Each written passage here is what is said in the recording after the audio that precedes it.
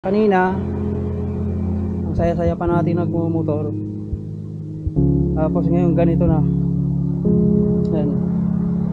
Kaya helmet na lang dala natin. Wala ng motor, wala ng susi. Nakakaiyak. Ay, nakapambira. Ganun talaga. Sana magkaroon pa tayo ng motor. Wala tayong motor. Nakakaiyak na talaga. Nakakalungkot. Dapat sana uwi tayo may dalang motor. Kasi wala na tayong motor. Lakad na lang tayong malala. Ay, nakakapanlumo. Dalawang motor agad sa isang araw ang nawala sa atin. Ay nako talaga, ay nako.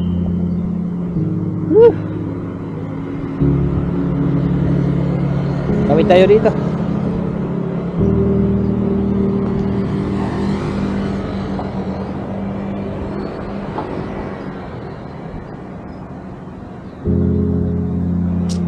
Ayaw kong isipin na wala na tayong motor. Naalala kong nalulungkot. So, papunta tayo dito sa Balintawak. At ngayong araw ang kasama ko ay si Joseph. At di ko alam kung nasaan na siya. Baka naligaw na.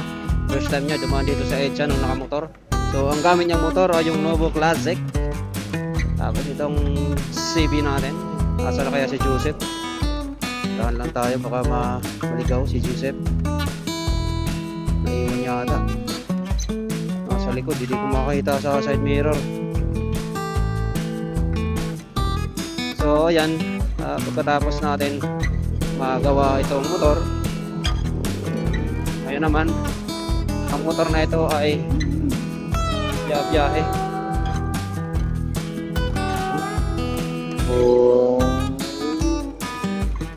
Saglit lang, tabi muna tayo. Antayin natin si Joseph, nasaan na ba yun? Hindi ko alam kung nasaan na siya.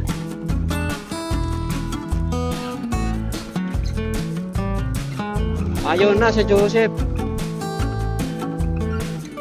Nahuli na tayo.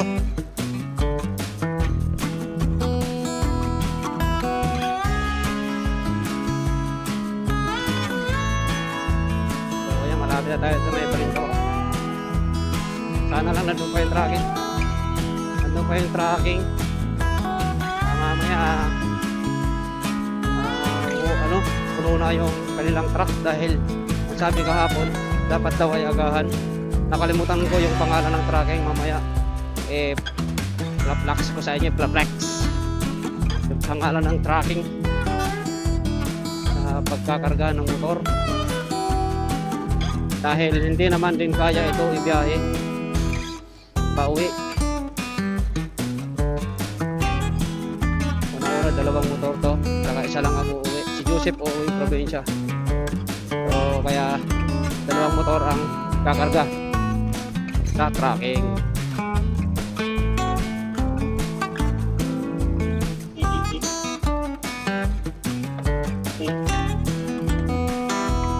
Ay, Joseph, maraming ng Jeff, maligaw. So nandito na tayo sa Balintawak. Balintawak Market. Sa likod daw sila ng Pure Gold. So alam ko naman yung papunta rin sa likod ng Pure Gold. Hindi ko lang alam pagdating na doon sa likod kung nasaan sila. So hanapin natin kung saan sila dito sa likod ng Pure Gold. Papasok tayo sa may Cloverleaf. Dito sa may pagkilid ng Pure Gold. Pasok tayo dito. Ayan, may nahuli ata dito. MND.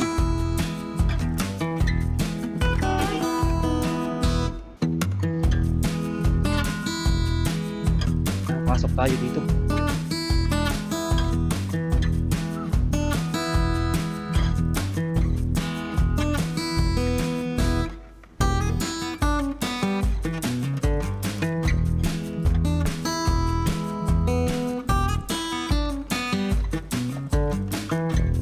Hindi ko alam kung dito banda.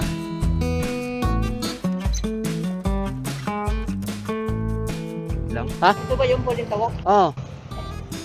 Bakit? Ito yung harap. Likod daw eh. Dito yung likod eh. Tabi tayo dito. So ayun, nandito na tayo kaso wala akong load. Chat ko muna si Mrs. Ate, pwede magtanong? Saan ba yung ano? Saimir Cargo. Saimir Cargo. Di ba yan? So ayan guys, nahanap ko na yung tracking. So puntahan natin, nandito sa loob ng palengke. Ang gagawin natin ngayon, iiwan natin yung maliit na motor. Tapos itong malaki, gamitin muna natin para pumunta sa ano, Cubao kasi bibili pa siya ng ticket. Iwan lang muna natin ito dito. Napunta tayo sa loob ng palengke. Kaya tayo pwede maglagay ng motor natin dito. Tanong muna natin saan pwede iwanan yan. Saan pwede iwanan itong isa? Dito na lang sa gilid. Gilid mo lang dito. So yun guys, alis muna kami para bumili siya ng ticket sa Cubao. Tapos babalik ako dito para ihatid itong motor na dala-dala ko. Tapos ako magko-commute na ako pa uwi. Check muna natin ang oras na. 10:30, 35.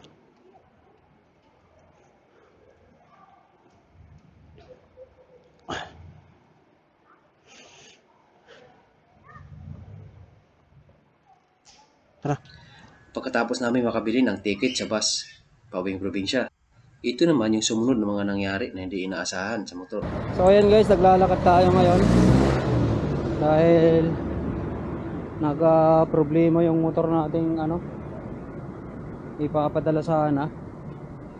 At ito nga ngayon, hawak-hawak ko yung nasira, yun, yung sprocket, yung bearing dyan sa loob, natanggal. Nasiraan tayo ng bearing sa may hub, kung saan doon nakakabit yung sprocket. Kung kaya't humiwalay ito sa kanyang mugs at sumabit naman doon sa kanyang swing arm. At ito ang naging dahilan kaya hindi natin maitulak yung motor. Dagdag pa sa problema, wala tayong dalang tools. Mabuti na lang mayroong hardware sa tapat kung saan tayo nasiraan. Dito sa may E. Rodriguez, corner Judge Jimenez, na kung saan doon tayo nakabili ng vice grip na ginamit para matanggal ang bahaging nasira ng motor. Ay, napo tayo ng ulan. Napo ng ulan.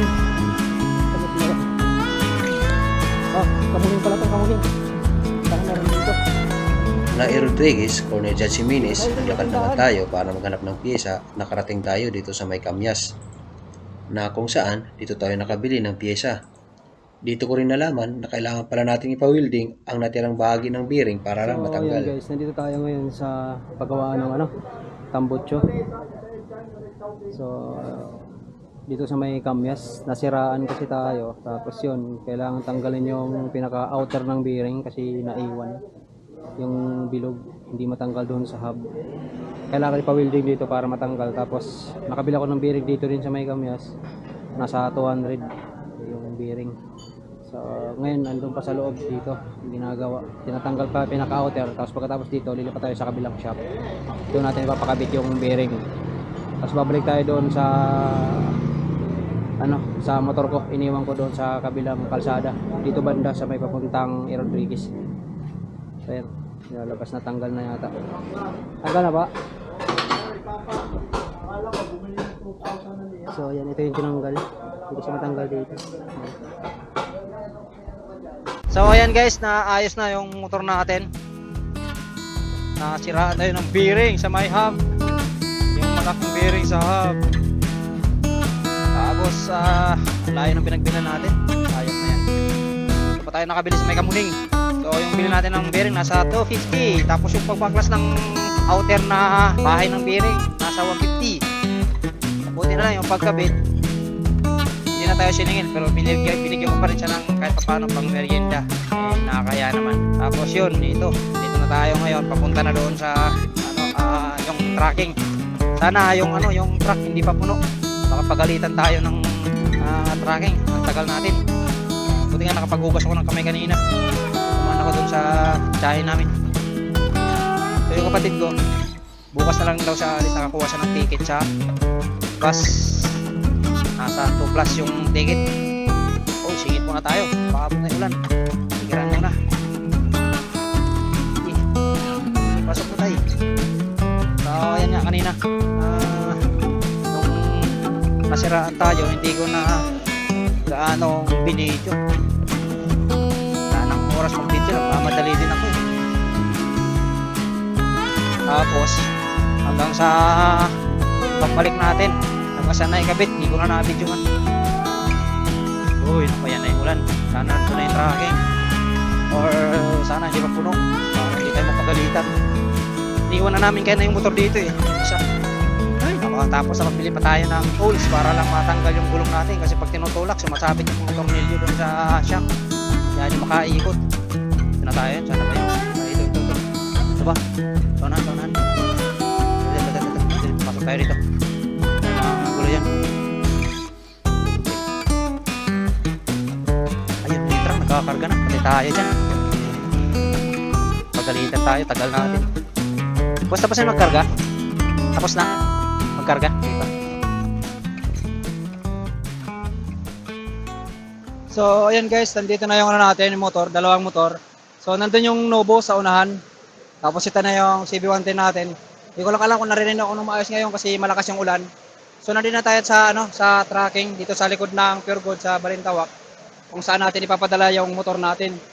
So, sa dalawang motor, ang bayad sa isang motor ay umabot ng 3.5. So, bali 7,000 lahat ang binayaran natin. So, iniwan ko na yung ating susi dito sa katiwala nila. Kuya Buit ang bahala sa motor natin. Iniwan ko na rin yung ating Xerox ng sa dalawang motor. So, ang mayayari ngayon, magpupunta lang tayo pa uwi. Tapos, iwan na natin dito yung motor. So, mamayang hapon pa yata, siguro mga alas 4 siguro simula sila magkarga. Pero ang sabi, ang alis ito ay bukas pa ng umaga or madaling araw. So, kung gusto nyo magpadala dito ng mga motor nyo, gusto nyo iuwi ng probinsya, hindi nyo kaya ibiyahe, pwede rin na dito nyo ipadala sa tracking nila. So, pwedeng kontakin nyo lang yung yung Facebook page. Dito lang yung mahanap to sa likod lang ng Pure Gold, yung kanilang tracking, yung kanilang opisina dito. So, wala na kayo ibang gagawin, kundi iwan na lang yung motor, sila na yung magkakarga. So, ayan guys. Nakakalungkot lang isipin na kanina, ang saya-saya pa natin nagmumotor. Tapos ngayon ganito na. Ayan. Kaya helmet na lang dala natin. Wala ng motor, wala ng susi. Nakakaiyak. Ay, nakakabira. Ganun talaga. Sana magkaroon pa tayo ng motor. Wala tayong motor. Nakakaiyak nga talaga. Nakakalungkot. Dapat sana uwi tayo, may dalang motor. Kaso wala na tayong motor. Lakad na lang tayong malala. Ay, naka.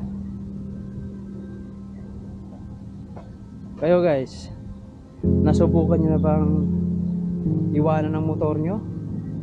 Ano ang pakiramdam? Kapag mahal na mahal nyo ang motor nyo, tapos iiwanan nyo ng ganun-ganun lang. Ay, kanina ang saya pa natin, no? Tuwang-tuwa pa tayo habang nagbiyahe kanina, nakamotor. Tapos ngayon wala na, helmet na lang ang uuwi natin. Ito na lang. Nakakaiyak. Dito na tayo sa may mall, Aliala Mall. Maghahanap na lang tayo ng van, sasakyan pauwi. Ay nako, init. Tapos umulan pa kanina. Dami mong pinagdaanan ngayong araw. Ang sakit sa damdamin.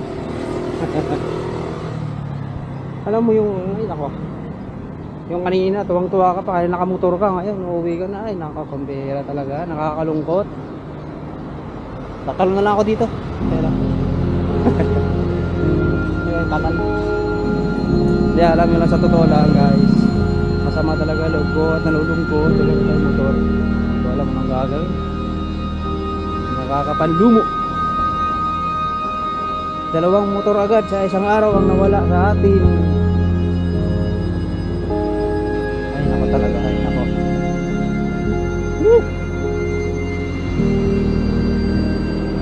Tawid tayo dito.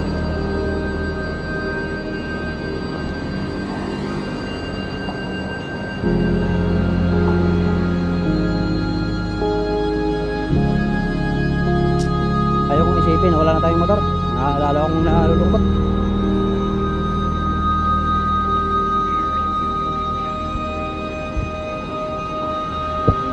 Ay, sige, diretso. Diretso.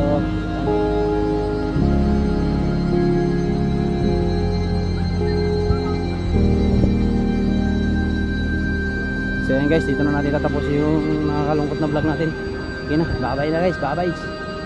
Abangan nyo na lang kung anong susunod na may ano natin gagamitin sa biyahe, pag-vlog.